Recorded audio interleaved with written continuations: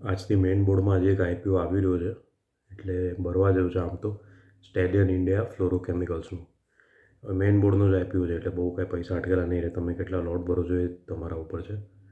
20 જાન્યુઆરી સુધી ખુલ્લું છે આમનું સબસ્ક્રિપ્શન. આઈપીઓની સાઇઝ 199.45 કરોડ છે. ફ્રેશ ઇશ્યુ બી છે, ઓફર ફોર સેલ બી છે.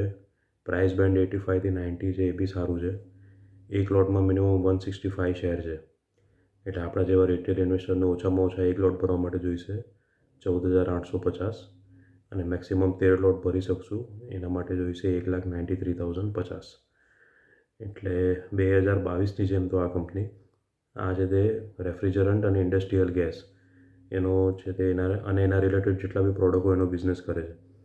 એટલે ડિટેલમાં કહું તો રેફ્રિજરન્ટ અને ઇન્ડસ્ટ્રીયલ ગેસનું પ્રોસેસિંગ, બ્લેન્ડિંગ અને ડેબલ્કિંગ કરે છે. તેમજ પ્રી ફિલ્ડ કેન્સ અને નાના સિલિન્ડર અને કન્ટેનર્સ હોય એનું સેલિંગ પણ કંપની કરે છે.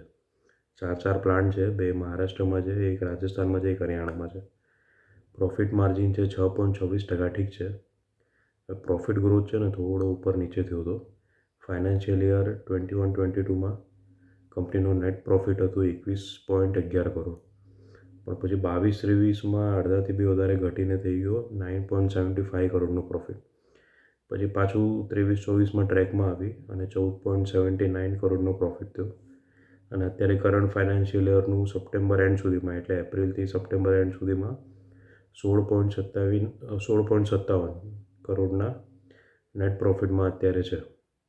એટલે જો આ જ રેટ ચાલતું રહે તો આ વખતે પાછો કંપનીનો જે નેટ પ્રોફિટ છે એ ગયા વખત કરતાં ડબલથી બી વધારે થઈ જશે. એટલે આમ તો ટ્રેકમાં આવી ગઈ એટલે વાંધો ના આવે. હવે આઈપીઓના જે પૈસા આવશે એનાથી કંપની કીધું છે કે એમના બધા પ્લાન્ટમાં ફંડિંગ કરશે, બીજા બધા મૂડી ખર્ચ અને કોર્પોરેટ કારણો માટે કરવાની છે. કંપનીના મેનેજમેન્ટે એવું કીધું છે કે હવે હાઈ માર્જિન પ્રોડક્ટ ઉપર ધ્યાન આપશે, એટલે પ્રોફિટ ગ્રોથ ઝડપી થાય ને ઓવરઓલ જે પ્રોફિટેબિલિટી છે એ બી વધે. આઈપીઓનો પ્રાઇસ જોઈએ તો સારું જ છે આમ તો લોંગ ટર્મ માટે, અને ગ્રે માર્કેટમાં પણ 53% પ્રીમિયમ બોલાઈ રહ્યું છે, એટલે એક સારી વાત છે ગ્રે માર્કેટને જોતાં.